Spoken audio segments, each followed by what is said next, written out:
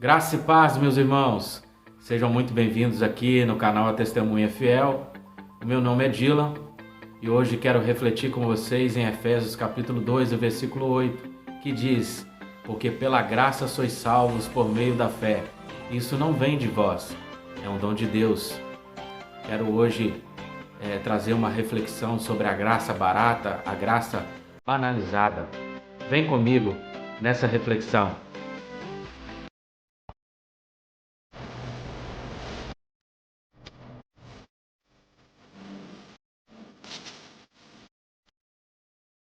Irmãos,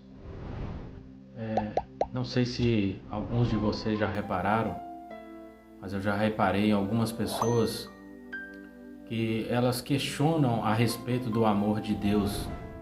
Elas chegam para nós e dizem: por que Deus, sendo amor, misericórdia, tantas pessoas são punidas e tantas pessoas sofrem nesse mundo, em nosso mundo no dia de hoje? A pergunta, irmãos, que as pessoas se fazem, elas têm as suas respostas, mas elas não querem aceitar a resposta. Porque a humanidade, ela vive a vida, cada um vive a sua vida de forma, do jeito que querem. Vivem depravadamente, vivendo as suas vidas, banalizando aquilo que Deus constituiu, banalizando os valores eternos de Deus. E as pessoas não querem entender que Deus, apesar de ser amor e misericórdia, Ele também é justiça. E a partir do momento que Deus deixa de fazer justiça para com o pecado, Ele deixa de ser justo, irmãos. Ele deixa de ser amor. Porque o amor de Deus, ele se divide também, tanto em misericórdia como em justiça. Se Deus não faz justiça contra o pecado, Ele deixa de ser justo. E é interessante que nós, quando temos essa consciência, nós entendemos por que Deus está de fato irado. A questão é que as pessoas não entendem, as pessoas acabam confundindo a ira divina com a raiva humana. Ficamos irados por havermos sido passados para trás, enganados. Essa é a ira dos homens, não a ira de Deus. Deus se ira porque a desobediência sempre resulta em autodestruição. E que tipo de pai sentaria e assistiria seu filho ferindo a si próprio? Que espécie de Deus faria o mesmo? Você acha que Deus dá risadinhas quando vê um adultério ou um assassinato? Deus não se agrada disso, irmãos. Deus não fica olhando para essas coisas e achando engraçado. Você acha que Deus olha para os nossos atos perversos e diz: humanos são humanos? Deus é santo. Nossos pecados são uma afronta à sua santidade. Irmãos, Deus tem todo o direito de estar irado.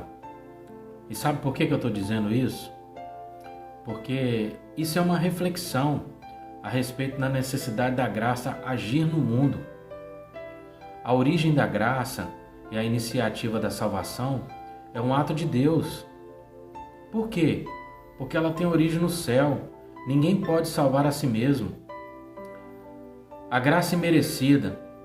Eu ouço muito esse termo hoje em dia a respeito: sim, Deus me deu seu favor imerecido, Deus me deu sua graça imerecida. Só que muitas pessoas usam essa questão, esse termo, para pecar contra Deus. E não é isso que a palavra quer dizer. Não é isso o que quer dizer graça imerecida. Isso significa que ninguém merecia e nem tinha como merecer a graça de Deus. A Escritura diz que não há um justo sequer, Romanos 3,10. Nossa justiça é como o trapo de imundícia, como diz Isaías 64,6. Então, muitas pessoas confundem a questão da graça como sendo um favor imerecido, como liberdade para pecar, como liberdade para viver uma vida depravada, como liberdade para viver de qualquer jeito. Se é um favor imerecido, então eu posso pecar, viver a minha vida dissoluta, viver a minha vida de qualquer jeito e Deus vai me perdoar. Deus me perdoa, porque a graça de Deus é esse favor, essa forma de Deus redimir a minha vida, essa forma de Deus trazer a redenção sobre a condenação do pecado. Mas não é isso, irmãos. A redenção de Deus sobre o pecado, sobre a condenação do pecado, é sobre a sua graça. Mas isso vai muito além, porque a graça, de fato, ela remove essa condenação do pecado, mas ela também nos empodera para nós não pecarmos contra Deus. A partir do momento que ela remove essa condenação do pecado, ela também nos dá o poder de vivermos uma vida em santidade, de vivermos uma vida para com Deus, de não pecar contra Deus, de não vivermos uma vida de qualquer jeito. Isso é graça de Deus, é o favor imerecido de Deus, e muitas pessoas entendem isso de forma errada. Hoje muito se ouve falar sobre graça, as pessoas falam muito sobre graça, mas eu acredito que de forma muito equivocada as pessoas têm falado a respeito da graça. As pessoas falam de uma hipergraça, as pessoas falam de uma graça que é um favor imerecido. Só que no meu pensamento, no meu ponto de vista, as pessoas estão barateando a graça. As pessoas não estão levando de fato o conceito verdadeiro a respeito da graça. E o que eu entendo? Eu entendo que a obra ela não produz fruto, mas o fruto ela produz obra. O entendimento da graça é uma chave para a frutificação. As pessoas só podem frutificar de verdade a partir do entendimento, a partir do momento que as pessoas recebem essa graça e entendem de fato o que é essa graça. A graça que nos livra da condenação do pecado, mas não do poder do pecado, para mim é uma graça barata. As riquezas infinitas de Deus, aos custos de Cristo, quando dizemos que a graça é favor imerecido, às vezes não demonstra com grande é o favor e essa profundidade dessas riquezas infinitas de Deus dadas a nós sem merecimento algum. Precisamos ser receptores dessa graça de verdade. Por exemplo, quando a gente olha para as Escrituras e vê aquela mulher pega num ato de adultério e levada até Cristo, naquele momento ali, o que Cristo falou com ela depois que os seus acusadores foram embora? Falou assim: eu também não te condeno, vai e não peques mais. Jesus ali estava dando uma nova oportunidade para ela. Pela lei, ela era digna de morte, ela tinha que ser apedrejada. Mas a graça agiu na vida dela para que ela não fosse condenada pelo pecado que ela tinha cometido. Mas naquele momento ali, Cristo não para por ali, ele fala assim: vai embora, eu não estou te condenando. Não, Cristo, depois disso ainda, Cristo falou com ela: vai e não peques mais.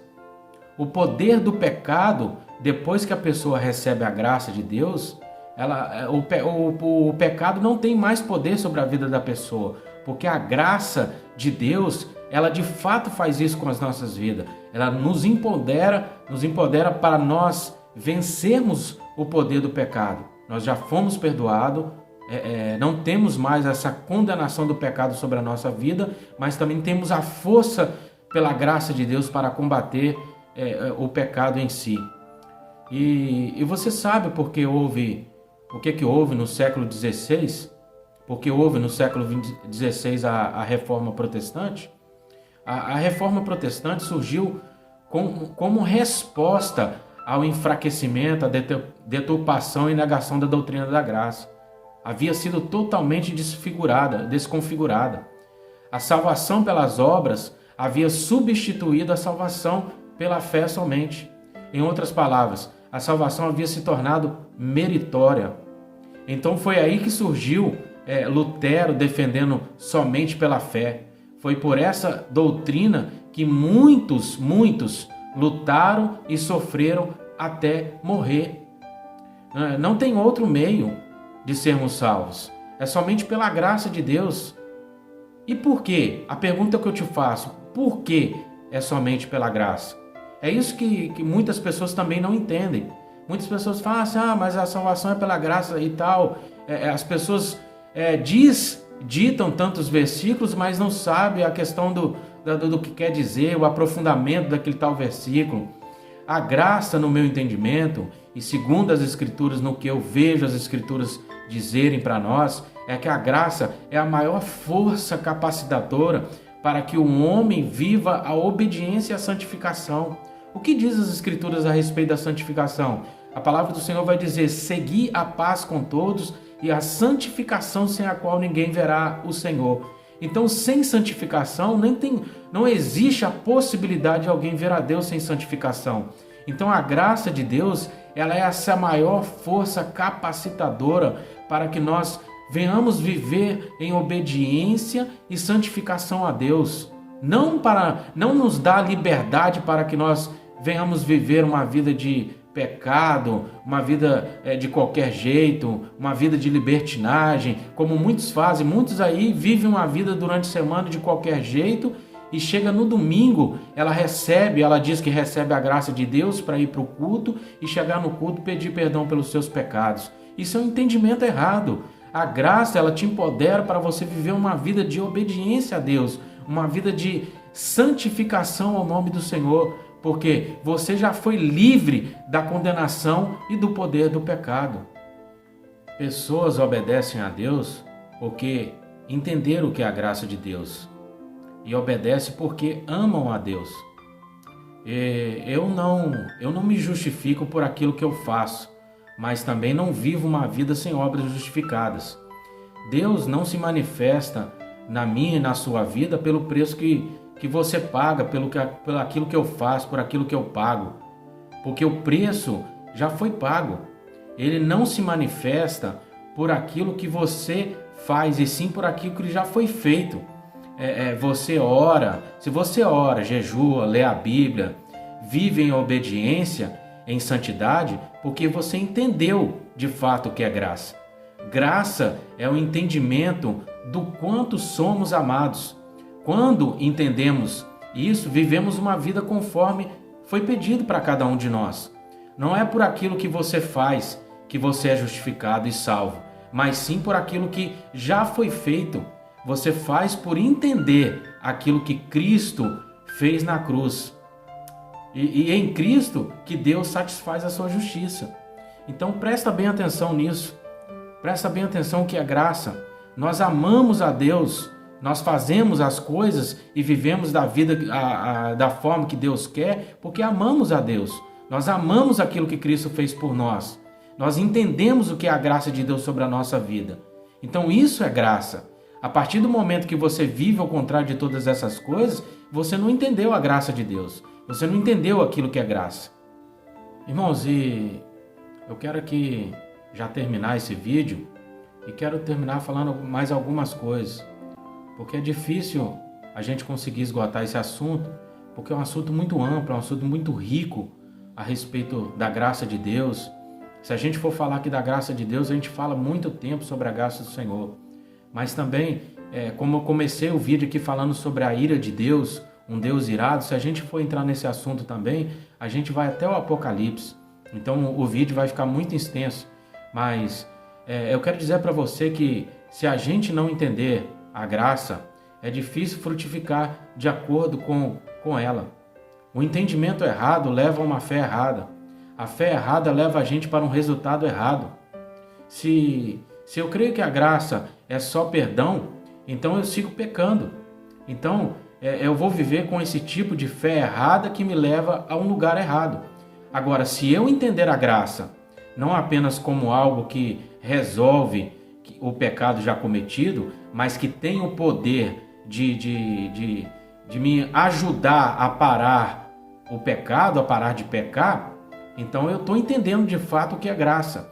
As pessoas estão entendendo graça de forma muito equivocada. Elas pensam que a graça é apenas para pessoas que caiu, e isso não é a única definição da aplicação da graça.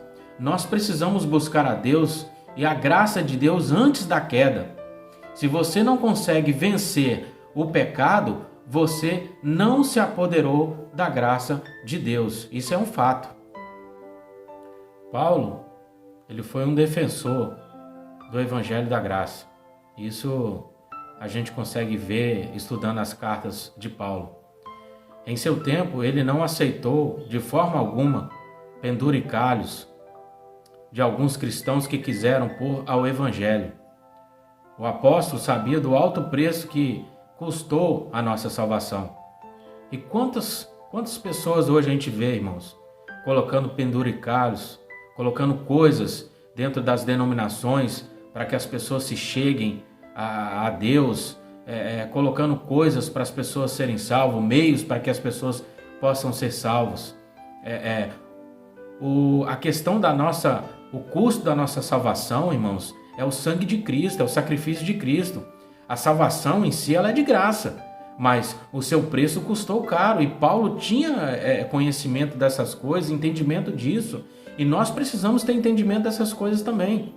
Jesus Cristo foi ele que fez a transação por nós, e diz que essa transação foi completa. Essa transação foi completa, irmãos. Não há mérito humano. Cristo pagou o preço e fez tudo por nós, não precisa ser feito mais alguma coisa. Não precisa ser acrescentado mais nada para nós, a nossa salvação. Isso é graça. A cada momento da sua vida, seu acusador está arquivando acusações contra você. Ele tem anotado cada erro e marcado cada escorregão que você tem dado. Negligencie suas prioridades e ele tomará nota disso. Abandone suas promessas e ele registrará tudo. Tente esquecer seu passado e o diabo ele vai te lembrar o tempo todo. Tente desfazer os seus erros e ele te frustrará. Sem a graça de Deus, irmãos, estamos perdidos. Entenda isso. Sem a graça de Deus, estamos todos perdidos. Então não precisa ser acrescentado nada àquilo que Cristo fez por nós na cruz. Entenda que a graça de Deus é isso. O grande amor de Deus demonstrado a cada um de nós naquela cruz, nos dando o poder de vivermos uma vida totalmente diferente da que nós vivíamos. A graça te empodera para viver uma vida além do poder do pecado. O pecado já não tem mais poder sobre a sua vida. Entenda isso. Que Deus em Cristo abençoe a todos. Curtam esse vídeo.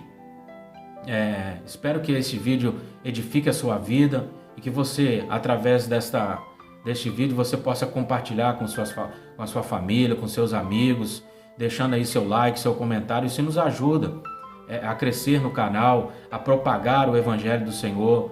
Nesses tempos tão difíceis que estamos vivendo, eu conto com a sua colaboração, com a sua ajuda a deixar aí o seu comentário, o seu like, a se inscrever no nosso canal, tá? E compartilhar esse vídeo. Em nome de Jesus, Deus abençoe a cada um. Um abraço a todos. Amém.